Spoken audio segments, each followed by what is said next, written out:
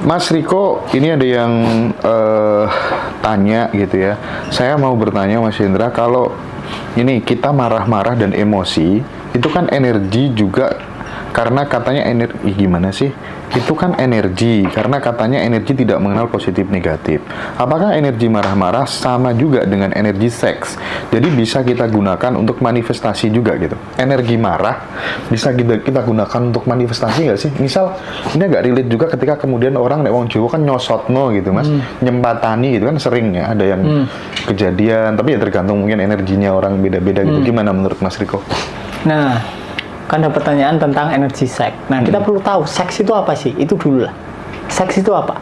Apakah seks hanya sekedar bersetubuh?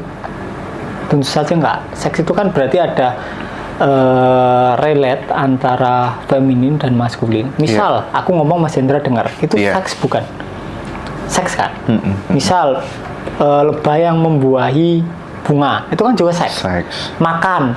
Kalau kita nggak mangap, kalau mulut kita nggak bolong, nggak bisa masuk. Berarti kan seks juga kan. Jadi semua hal di dunia itu hampir dipastikan adalah kualitas seks. Jadi semuanya adalah energi seks. Mau itu kemarahan, mau itu kebencian, mau itu cinta, itu adalah pada dasarnya seksualitas. Jadi nggak ada bedanya. Cuma kalau kita mau bilang, ya cuma sebatas polaritas. Jadi bukan dualitas yang benar. Kalau dualitas itu kayak beda. Jadi kita punya termometer harusnya. Kalau itu dualitas, termometer kita dua. Buat ngukur yang panas sendiri, yang dingin sendiri. Tapi kan enggak. Termometer kan satu. Bisa buat ngukur dingin, bisa buat ngukur panas.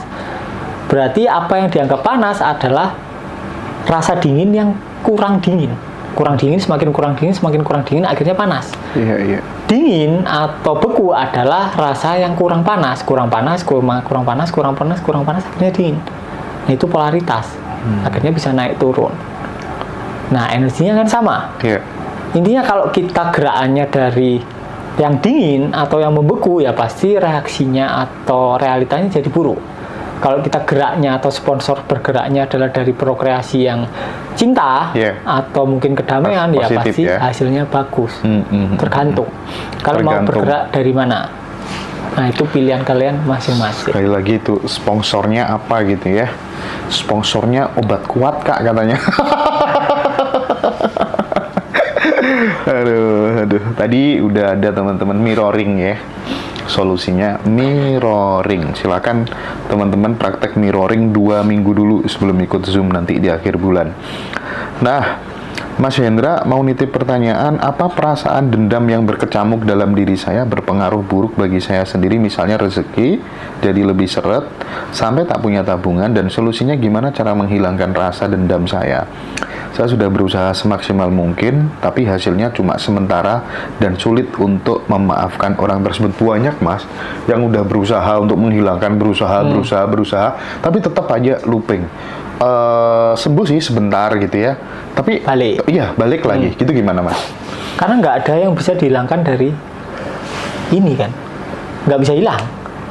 Jadi perlu diterima. Ketika diterima, energinya berubah jadi cinta, udah selesai, nggak ada masalah. Jadi dendam mau itu benci itu hanya akan merugikan kita sendiri, bukan orang lain. Misal kita benci, misal aku benci Om Joko lah, nggak ada ruginya Om Joko, hidupnya akan baik-baik saja. Kita yang rusak, karena energi itu tersimpan di dalam tubuh kita, menyusun keseluruhan tubuh kita. Kemudian ya pasti kalau nggak jadi penyakit, ya realita kita jadi seret finansial atau apapun lah. Jadi perlu diakui kalau memang kita dendam, baru kemudian diterima. Diterima itu ya dialami utuh gitu ya Mas ya, tanpa ada resistensi gitu ya. Gitu ya teman-teman. Kalau mau ikut mirroring tanpa ikut kelas, boleh nggak Mas Hendra? Boleh dong. Nggak apa-apa, gas. Sah-sah saja, aman, gas gitu ya.